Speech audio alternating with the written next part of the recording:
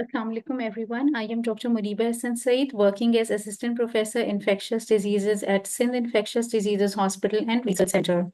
This alert is about diphtheria and it is meant for healthcare workers. Basically, there has been a recent surge in diphtheria cases in the province of Sindh.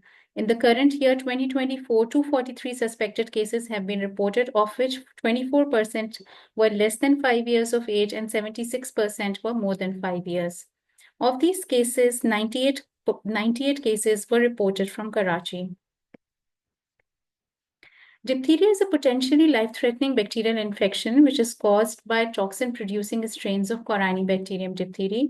It primarily affects the respiratory tract and is transmitted via respiratory droplets from infected individuals while coughing, sneezing, or talking without a mask. Signs and symptoms include fever, sore throat, generalized weakness. On examination, you may find a grayish-white membrane in the nose, tonsils, or throat that bleeds on touch. And in severe cases, bull's neck is present. Once you identify a case of diphtheria, immediate isolation is required, and for respiratory diphtheria, droplet precautions should be followed, which includes surgical masking for all healthcare personnel handling the patient. Diagnosis is clinical and is also by culture and toxin detection from throat or nasopharyngeal swab. 2 specimens should be taken. Other tests include CBC, renal function tests, electrolytes, blood cultures, prothrombin, and troponin I, along with ECG and chest X-ray.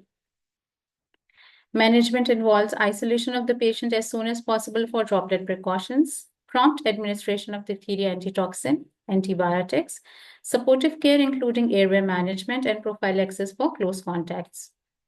The drug of choice for diphtheria is either erythromycin or azithromycin. Erythromycin is given orally or IV every 6 hours. Dose is 10 to 15 mg per kg every 6 hours, while for adults it's 500 mg 6 hourly and duration is at least 14 days.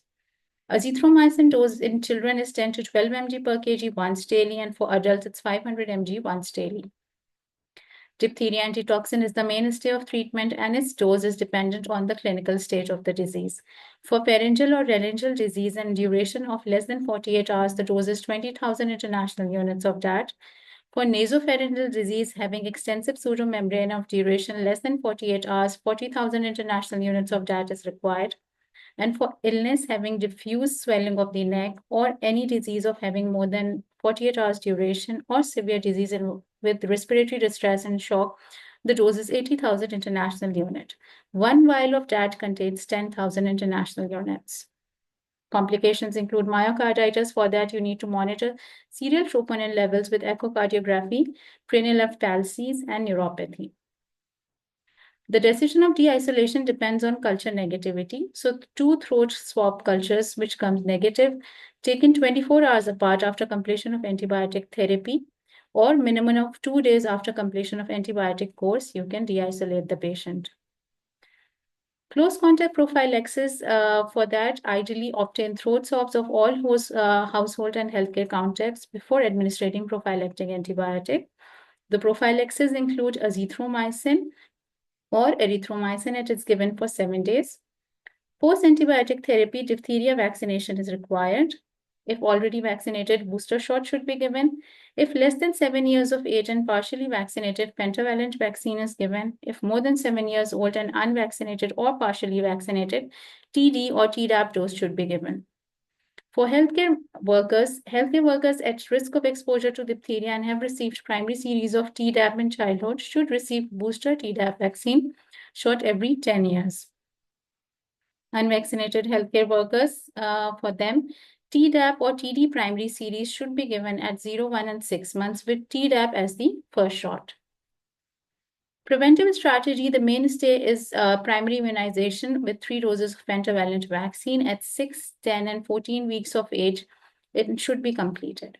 For those children who have missed their immunization, catch-up immunization should be done with either pentavalent vaccine if less than 7 years and partially vaccinated, or TD or Tdap if more than 7 years old and unvaccinated or partially vaccinated. These are the references. It's very important to identify and manage all diphtheria cases early to save life. Thank you for your time and thank you for listening.